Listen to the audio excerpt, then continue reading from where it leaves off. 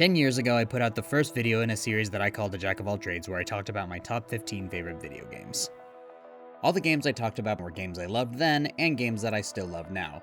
But after 10 years, your opinions are bound to change. Newer games can lose their luster, older games can become more appreciated, and some can just withstand the test of time. I did a top 15 because I've been playing video games for a long time. And when you've been playing video games as long as I have, it's hard to look through the mental Rolodex of all the games that you like and rank them in a certain order. That was true then, and it's even more true now. And because 10 years passed since I initially did this, naturally, I ended up playing a lot more games in that time frame. So this time, I'm going to up it from my top 15 to my top 20 favorite games of all time. Gonna get a small spoiler out of the way, but if you've been around my channel long enough to remember what my number one pick was the first time I did this, that hasn't changed. Everything else, though, has gone through a pretty major shakeup. Just like before, I'm going to be setting a self-imposed rule. Since a lot of these entries are not standalones, I'm going to be keeping it to one franchise per entry. Otherwise, the list would probably be dominated by only a few of them. If it comes up naturally, I'll still talk about the other entries in each series, but only one per franchise will actually be making the ranking. For example, if I talk about Kingdom Hearts 2, you won't see any other Kingdom Hearts games on the list, but I'll still give my thoughts on the series as a whole. So the main focus is going to be ranking, but there's going to be a little bit of retrospective too. My criteria for how these games are ranked isn't 100% airtight, but a lot of it is going to just come down to how much I generally enjoyed it. How much I enjoyed the gameplay, how much I enjoyed the aesthetics, and if it's story focused, how much did I enjoy the story.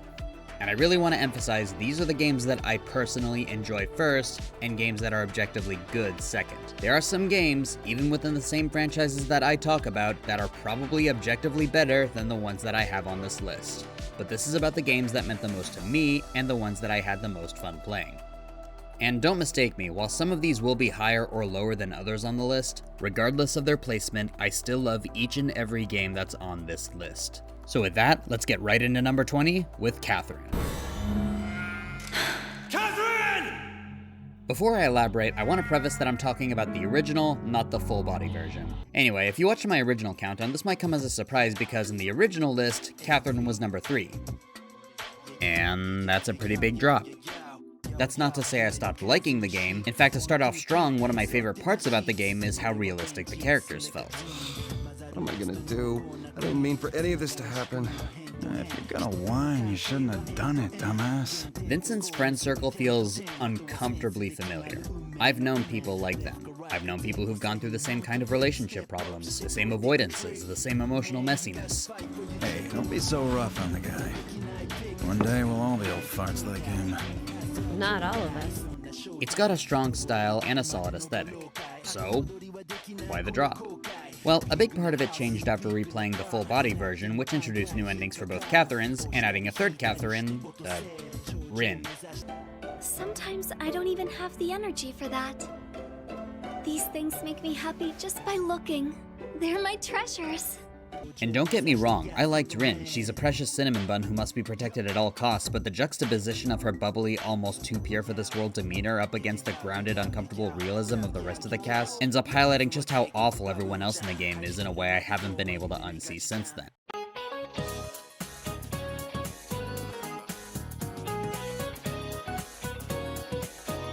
And I'm not just talking about Vincent. I remember when I was playing this game in high school and I was siding with Catherine because, yeah, she yelled at Vincent a lot, but she was also frustrated. She's trying to get her boyfriend to quit drinking and get his life together. That made sense to me at the time.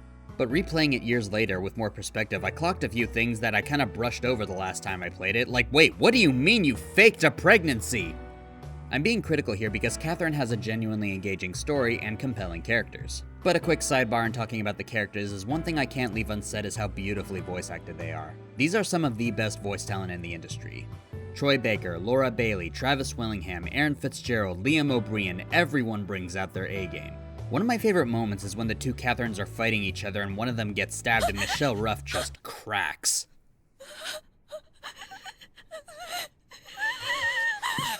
Catherine, look at me. Calm down. Calm down! I don't know what was going on in the booth that day, but I still get chills seeing it.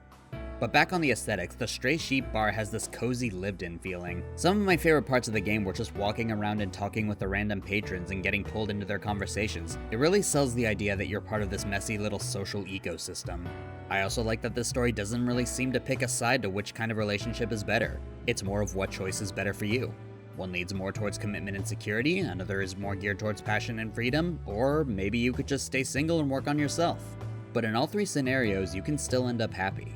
It does punish you if you can't be decisive though. Easily the two worst endings in the game are the ones where Vincent only seems to have one foot in the door one way or the other, which ends up with him either getting rejected or dying or both. And now with all that out of the way, we can finally talk about the gameplay.